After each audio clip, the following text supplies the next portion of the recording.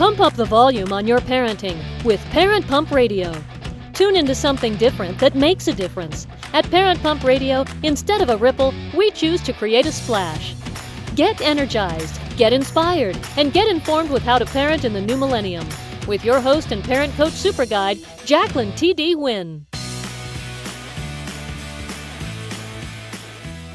Hi, this is Jacqueline T.D. Wynn. Welcome to Parent Pump Radio. Go to parentpumpradio.com to leave your questions, comments, and suggestions for future shows, and subscribe to our RSS feed so you'll be automatically notified of new shows.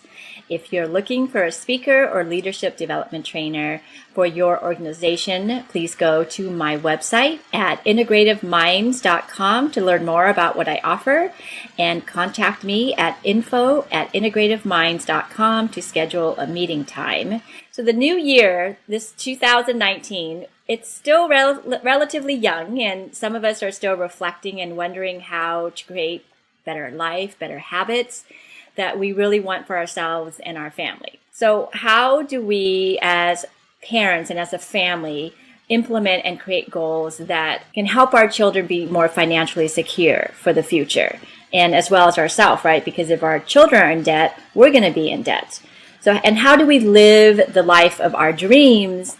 And I know our guest author would say, living it like a millionaire on your budget. We all want to live like a millionaire on our budget, but a millionaire is different for everyone. So our guest today is the author of the book, Mind Over Money, How to Live Like a Millionaire on Any Budget. She's also a real estate investor and world traveler. She can show you how to make your hard-earned cash and grow it by being a more effective money manager. She would argue that New Year's resolutions are fine to make, but millionaire living is less about actual income and more about strategic spending habits that help you get rich, and making that paradigm shift in your mind that will actually help you achieve your goals. Because we know it's really in our mind that keeps us from getting where we want to be most of the time. So ladies and gentlemen, I'd like to introduce you to Timolin R. Langin. Hi, Timolin. Hello, Jacqueline. Hello, audience. So happy to be here with you today. Yay!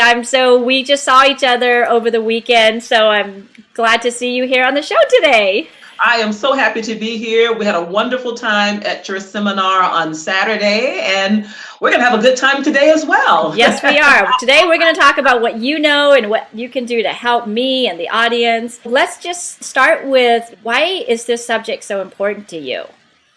You know, Jacqueline, I should tell you that I was born and raised in Mississippi to sharecroppers and to cooks. And I come from a long line of descendants who did not necessarily make a lot of money, but they were very strategic with the money they have. And they went on to buy property. They went on to travel. You know, you mentioned my travels. They traveled quite a bit themselves. And honestly, I thought at one point in time that this knowledge was just very basic and very common. But as I started talking to people, and I've been at this for 20 plus years now, I realized that what I call just money management habits and good financial, being a wise steward of your finances, I thought it was just more common than it actually is. And so I became passionate about it when I saw people I love struggle. And I wanted to do something to help them. And people always come to me and say, well, hey, Timolin, how would you do this? How would you handle this situation? How would you do that? And so I would counsel people over the years, just sharing my wisdom and knowledge. And then someone said to me, you need to put this in a book. You need to put this in a book. You will help so many people with this information. And I had written a book, co-authored a book with someone pretty well known. And then I was encouraged to write my own. And so here we are. And I've been sharing this information ever since. And I'm really, really passionate about it. And you're absolutely right. It's a pleasure to be able to do so. Yes. So you talked about paradigm shift. And I love this because I believe everything is starting in the mind. What does it mean for you? What does that encompass, a paradigm shift? Yeah. Well, you know what? We're like you said in the break, we are at that point in time where we've made some New Year's resolutions. And do you know, studies show that most of us have already given up on our resolutions, that we are not anywhere close to achieving our dreams. And so that is why I think paradigm shifts are so important, because you've got that. It's got to come from within, and a place that drives you and motivates you to change your actions. And we know that there have been paradigm shifts in science and in history that have had an impact on us for hundreds and hundreds of years. And so when I even think about finances, I'm not just looking at the finances of the parents or my finances, I'm thinking generations to come. And so I think when we make paradigm shifts and we start to pass those thoughts and beliefs on to the next generation, that is where I think you see real change and real improvement in people's financial success. So that's why I think shifting is a whole lot better than just making another resolution. Right, because that's the problem we know, is that the doing has to come from the being. And if your being has a set of beliefs and a set of values that is not congruent to what your goal is, it's not going to happen. Absolutely. And that is what I talk about in the book. Aligning your emotions, your actions, your desires, your passion, they've all got to be in alignment, and you've got to be functioning in that area. You can't say, oh, I want to get out of debt, and yet go you go shopping every single day. And also part of living like a millionaire now does not mean depriving yourself of all the things you want either. So what I am sharing, the wisdom I seek to share, is that find the balance between your emotional, and I hope we talk a little bit about the emotional side of spending and the emotional side of money, because I think that's an area that gets neglected. Okay, let's just talk about that now, before we get into some of the subject matter. What is emotional spending? Emotional spending is something that we do with our money that we're not necessarily aware of. And it's based upon, okay, I've had a bad day at work, so I'm going to go out and buy me a new car. Oh, my friend got a new car, and I'm trying to keep up with the Joneses or the Kardashians or whomever. Oh, they've got this little thing that makes my lips go plump, so I'm going to just go and buy these things. And we're doing this because we are trying to feel good, feel better about ourselves. And what I say to that is, when you are in that mood, and we all go through it. I mean, we all have good days and bad days, but I just don't think that we need to direct our money towards our emotions. So when we're not feeling emotionally healthy, then let's be mindful of the fact that that's how we're doing. I'm in a bad mood, and then maybe I'm going to create something else. Maybe I can take a walk instead of going shopping. Maybe I can call a friend. Maybe I can listen to some music. Maybe I can go to the gym and just hit the weights machines or something like that. Treat what you're feeling. I mean, your feelings are valid. I'm just saying, don't go shopping. Yeah. You're in that frame of mind. Right. That's all. Yeah. Don't get on Amazon. No. Oh, no. Stay away from Amazon. Let's talk about some thoughts that people have, right? That's kind of that old paradigm that's keeping us back. The first one is about how, like you said, you're spending money, it makes you feel better. What's the new shift that we should be in? Right. If nothing else, I would love your audience to understand today that money is a tool in your life. It's not a tonic. It's not a tranquilizer. And I talk about these shifts in the book. It is really designed, your money, wherever you are, regardless of how much you have, it is a tool for you to use to build and create the life you want. And so that is why it is so important to decide, what is your dominant passion? Because I mean, we want lots of things. What is your dominant passion? And then go out there and create that. Spend your resources towards that. And I think that because you're talking about parenting early, and this is one of the biggest lessons I think I left with my nieces and nephews, is that there is more to money is more than just about spending. Yes. Some of us, we think, oh, money is just designed to spend and buy the things we want. It's a consumer mindset. It's a consumer mindset, and it's one that we teach very early to our children.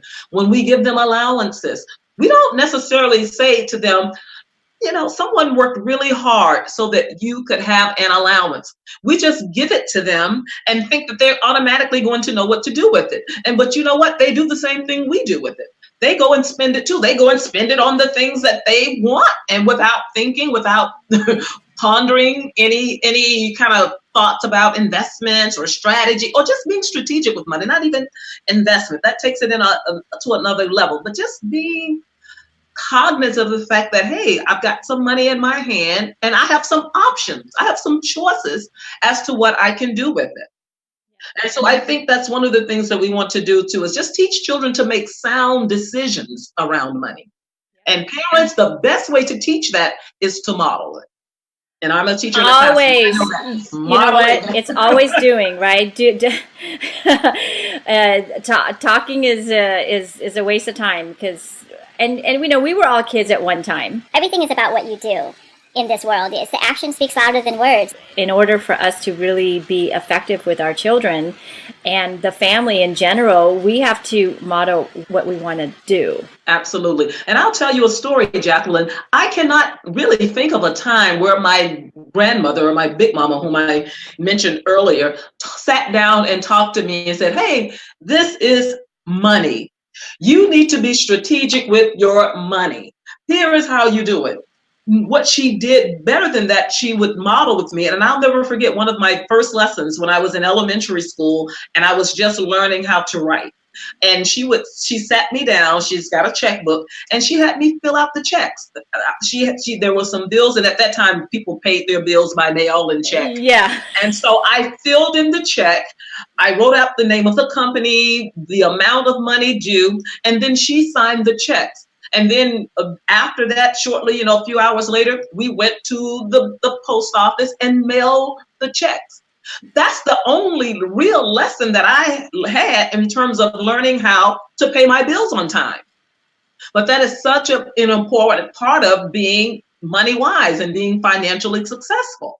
Yeah, and then eventually as they get to that age, have them open a checking account, teach them how to balance the checkbook. And I think your rent check, if you rent a home, it's probably the only thing you write a check for nowadays. I can't think of anywhere else that a check is even accepted at a store. But it's not even so much about the check as it is about the principles of money. Yep. And that whatever device you use, I know you've got online pay, you've got all of these different options. The most important thing is, number one, make sure the money is in your account. Yes. And number two is that you're paying your bills on time. And that's still true in 2019. And you better make sure you have the money that matches what you think you have. Absolutely. Don't think, and see, and back in those times, you always felt like you had a little extra time to get the money into the account. But these days, as soon as you press send, the money better be there.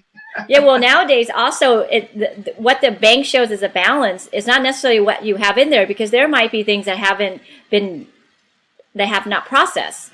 And I think that's people tend to do that. They'll look at the balance. So let's talk about the second paradigm. I don't have enough money. We hear that a lot. I don't have enough money. That will run through my head too at one time or another. What's the new paradigm shift that we can? We always think we don't have enough money. And the reality is you already have enough money to live well and happily. Your current income is pretty much all you have. And if you are managing it properly, it is indeed enough. We live in a consumer-driven society where we're always being told to up the ante, to buy more, pay more, give more, do more. And we're being marketed to like never before. And so what I want your audience to realize is that we live in a first world country. We live in the US. If you live in the Western world, you are already richer than half the people on the planet. And really let that sink in for a moment. And then if you are an American and you make $50,000 to $75,000 a year, you're richer than 90% of the people in the world. And if you are a woman making 50 to 75,000 a year, you're richer than 99% of the people on the planet. So when you really stop to think about that, it's not that we're so poor. It's just that we are just reminded of the fact that we live in this consumer society, and we're taught we should want this, want more, want more, want more. But I would say, let's shift that thinking a little bit in 2019 and think about, now living like a millionaire, obviously it requires you to be able to enjoy some of the things that you like. I'm not saying that you should deprive yourself of those things. That's not living like a millionaire either. But what are your dominant passions, and pursue those? For example, I still teach. I work on a teacher's salary. I've loved women's tennis since I was knee high. And so I went to the Australian Open, and I got to see the year that Serena won. She was pregnant. I was sitting on the front row watching that match. And people say, well, how can you do that on a teacher's salary? Well, I believe everyone can live the life of their dreams on the salary that they have, with proper planning, strategic planning, where your passions is, where you put your money into the things you desire most. So that is kind of what I would suggest to people. What about people who connect money to happiness, right? Like, I need more money so that I can be happier. What's a better paradigm? Well, the shift from that is, the more I appreciate what I have, the happier I am. And research after research has already proven that if you are in that middle class income, if you're making $50,000 to $75,000 a year, you make enough to be just as happy as the average millionaire, as the average billionaire. Because at that point in time, we talked a little bit earlier about the emotional side of money. At that point, you are earning enough to do the things that you enjoy most and to do the things you love most. And so it's not simply you're just living from paycheck to paycheck, hopefully, but you are also able to incorporate those things, the things you desire. And like I said earlier, I love to travel. I was just in Israel for the Christmas holidays, spent 3 weeks there, had an absolute fantastic time. So that's my dominant passion. So that's where I put my resources. I think what we're talking about here is, like, you can read all the book, you can go to any seminar that will teach you like where you should put your money to make money, all this stuff, but none of that is going to help if you're still having the same old paradigm message. And that is so important. You've got to shift, make the paradigm shift. And that is something you get to define, and think of it as, my life's motto, my family life's motto. I know you talk to children, and we think of it, and when we're talking about wealth, we always want to leave a legacy for our children. We want to leave them something so that they're not starting over. And we think of that oftentimes in a financial sense, leaving money. But what about the values that you have? Absolutely. Also? Yep. Your family values, your family belief systems. Those are equally important as leaving the money behind, and perhaps even more so, because the reality is that if you are thinking right and you've got the right goals and you've got the right values and ready to work for it, you can probably accomplish the financial goals that you want to leave behind too. But then what kind of character building are you doing in that as well? What I've learned is that financial asset is really a byproduct of who you know and what you know. And, what you know encompasses all of the values and the beliefs and your knowledge and your experiences. Those are the things that when you pass on to your children is what will create the financial. And when you start changing how your mind is, it's how your reality is going to change. Absolutely. And it's so funny too, you just reminded me of a statement that I heard this very wealthy person say, and he said, I basically did not set out to be a billionaire. I simply wanted to help somebody. I simply wanted to do good in the world. I mean, you've even heard Oprah say it. And it's like, in the process of doing good in the world and wanting to help somebody, I got rich. Yeah. Very wealthy in the process. Well, that's what I think that goes in line with the purpose, right? Like, find your purpose, find your passion, and just stick with that. Your purpose will lead you to the money, because when you're not making money, because you're living in your purpose and your passion, you're still happy. But the people who are working in a job that they hate, it's like whether they're making money, when they're making money, they're not happy. When they're not making money, they're even more miserable. Absolutely. And that's the key is to us that you're able to do the things you love. Are you doing what you love? Are you enjoying your life? And that's not really about money. Research after research, statistic after statistic says that if you just because you've got more money, that does not necessarily mean you're going to be happier. Having money doesn't make you happy. I mean, certainly not, and I'm not going to sit here and say having money is such a bad thing either. It's a different set of problem. It's a different set of Right, yes. yes. Right. So you have a lot of practical and easy solutions for people to implement.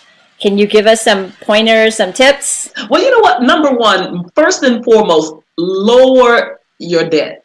You've got to eliminate or lower your debt because that is really where the burden is. That, I call it in the book debt weight. It eats at you, it torments, it's bondage. So if nothing else, and I know we don't like the B word, but I'm going to use it, you've got to create a budget. And let's even change our paradigm in terms of what we think a budget is. Think of it as just a creative plan for your money. That's all it is. It's a creative plan for your money. It changes as your financial situation changes. And right now, your goal may be, is Christmas. We're just right outside of the Christmas holidays. We shopped, we spent too much money. So right now, my goal is just to get out of debt from the holiday shopping. So look at what you owe and how much you can afford to spend, just monthly paying down that debt. And of course, you have to stop using the cards. You have to stop spending for a while. And even in the process of doing that, make it fun. You can still enjoy your life while you're living on a budget. We live in Los Angeles, but no matter where you are in the world, I was in my hometown, Cleveland, Mississippi. Every city has things that you can do at no cost. The library, movies from the library, get creative, have, friends over, watch a movie in the backyard. Remember when you used to go to the movies outside, the drive-through movies outside? Drive-in. Yeah, the drive-in, exactly. Well, have a little drive-in in your home, whereas you guys go outside in your backyard and we're going to turn on the movie. As a matter of fact, I was at a friend's house where we actually did that not too long ago, had food, and then you wouldn't have known we were not at the movie theater. We had a great time. And if you're really, on a budget, go to the library and rent the movie and then make sure you turn it back in on time. Yep. So these are the things that you can do and still have fun and enjoy your life while you are, working on your budget and creating a budget. There's all kinds of free concerts in the park. You can just Google, free things to do in wherever your city is, and there'll be lots of things that come up. Absolutely. And then identify your dominant passion, as I talked about before, because living like a millionaire, again, means being able to do the things that you enjoy most, and set aside a recreational fund. A family fund. You know what? We're going to have some fun this year too. And maybe that's your goal. I'm already, my money's fine. I'm not in a lot of debt, but I just want to plan for a family get together. Maybe I want to take the kids to Disneyland in Los Angeles or Orlando, Florida, or wherever. And so I'm just going to start doing a little research, find out, well, how much does it take for a family of 4 to visit? And then start putting money aside for that visit. And then make it a fun activity where the children participate as well. Maybe, I want this, this toy. Well, mommy can sit down. There's a life lesson right there. Well, baby, we're planning a trip to Disneyland or this expensive toy. Right now, which one would you rather have? Or, just make it fun. Make it a learning experience for your child. Right.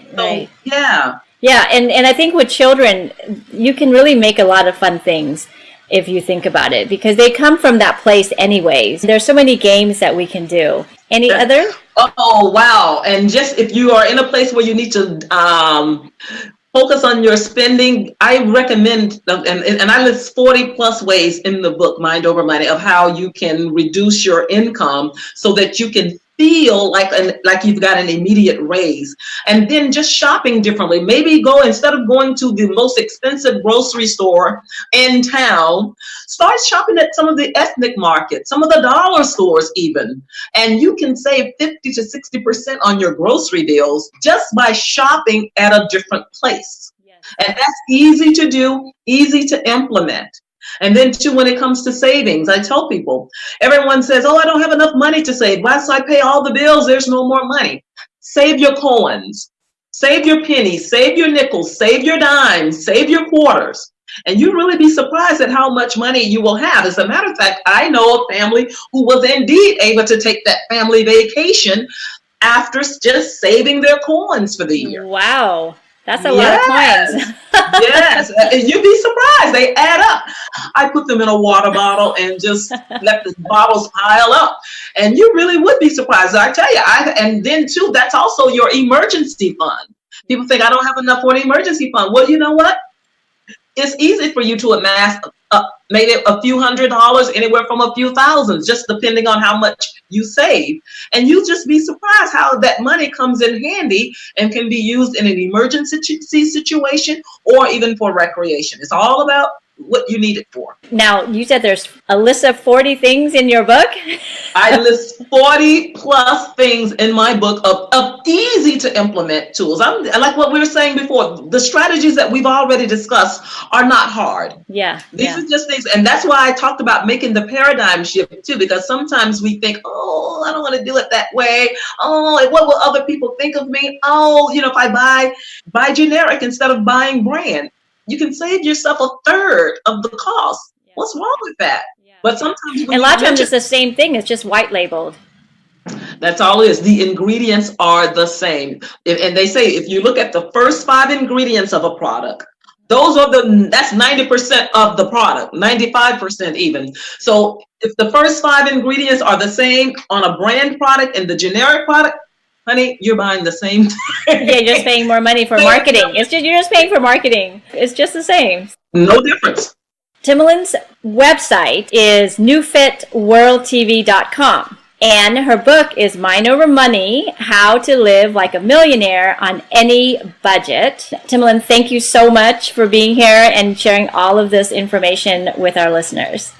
Oh, thank you. My pleasure. Thank you. And listeners, quote of the week, whether you think you can or think you can't, you are right. And that's by Henry Ford. Have a great week. Thank you so much for joining us today. Go to parentpumpradio.com and click on the pink box on the top of our homepage to listen to our new and archived shows. To be instantly notified of new episodes, subscribe to our RSS feed. The RSS feed button is located at the top of the page where all our shows are featured. And after listening to the show, go to parentpumpradio.com or our Facebook page to leave your comments, questions, and topic suggestions. And while you're at our website, sign up to receive a free gift. Until next time, have a wonderful week.